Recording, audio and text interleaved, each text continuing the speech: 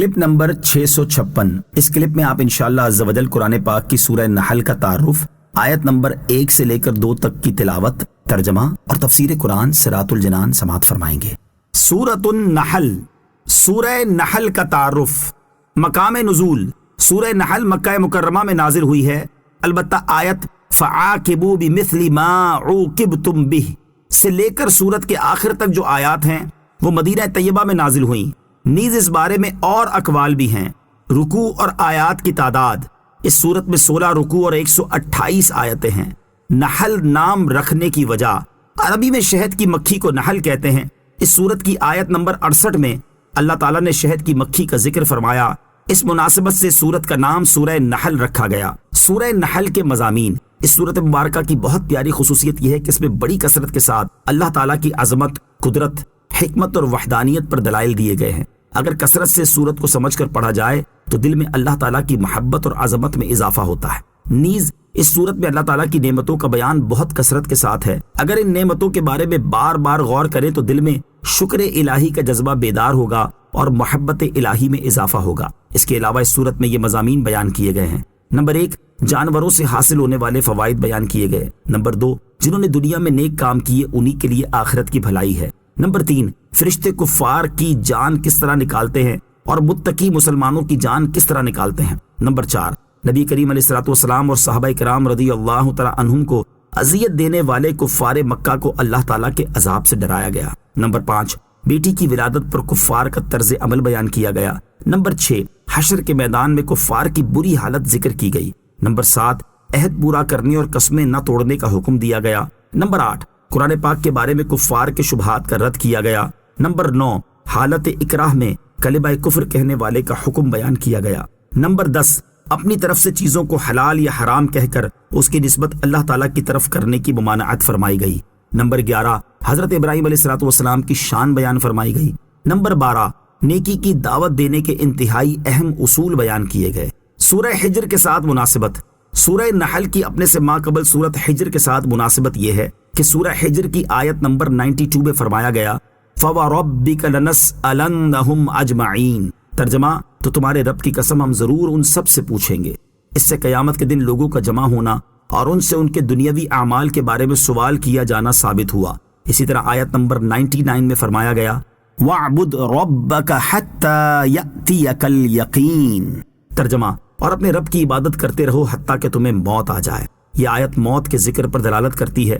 ان دونوں آیات کی سورہ نحل کی پہلی آیت سے مناسبت ہے کہ اس میں بھی قیامت قائم ہونے کا ذکر کیا گیا ہے۔ بسم اللہ الرحمن الرحیم، ترجمہ اللہ کے نام سے شروع جو نہایت مہربان رحمت والا ہے۔ اتی امر اللہ فلا تستعجلوہ سبحانہ وتعالی عما یشرکون،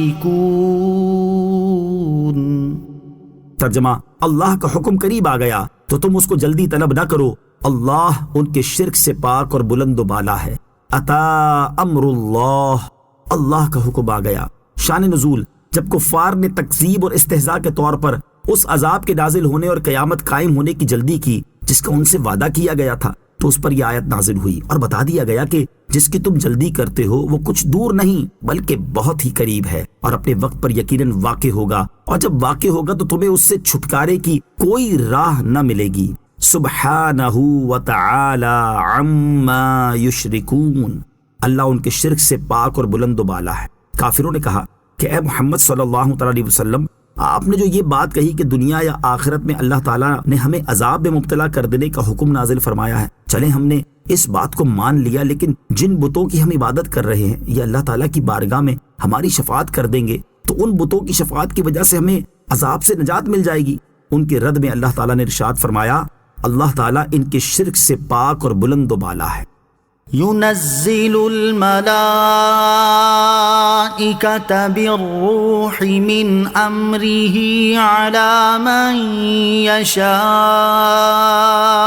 من عباده أن أن أنذروا أنه لا إله إلا أنا فاتقون۔ ترجمہ، اللہ اپنے بندوں میں سے جس پر چاہتا ہے اس پر فرشتوں کو اپنے حکم سے روح یعنی وحی کے ساتھ نازل فرماتا ہے کہ تم ڈر سناؤ کہ میرے سوا کوئی معبود نہیں تو مجھ سے ڈرو۔ ینزل الملائکہ، اللہ فرشتوں کو نازل فرماتا ہے۔ اس آیت میں ملائکہ سے مراد حضرت جبریل علیہ السلام ہیں۔ ان کی تعظیم کے لیے جمع کا صیغہ ملائکہ ذکر فرمایا گیا، اور روح سے مراد وحی ہے۔ وحی کو روح اس لیے فرمایا گیا کہ جس طرح روح کے ذریعے جسم زندہ ہوتا ہے اور روح نہ ہو تو جسم مردہ ہو جاتا ہے، اسی طرح وحی کے ذریعے دل زندہ ہوتا ہے اور اسی سے ابدی سعادت کا پتہ چلتا ہے، اور جو دل وحی سے دور ہو وہ مردہ ہو جاتا ہے۔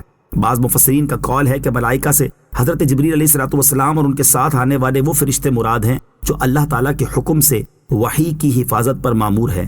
آیت کا خلاصہ یہ ہے کہ اللہ عز و جل نے اپنے جن بندوں کو نبوت، رسالت اور مخلوق کی طرف وحی کی تبلیغ کے لیے منتخب فرما لیا ہے، اور ان پر وحی کے ساتھ فرشتوں کو نازل فرماتا ہے تاکہ وہ لوگ میرا انکار کرنے اور عبادت کے لائق ہونے میں بتوں کو میرا شریک ٹھہرانے پر میرے قہر و غضب سے ڈرائیں۔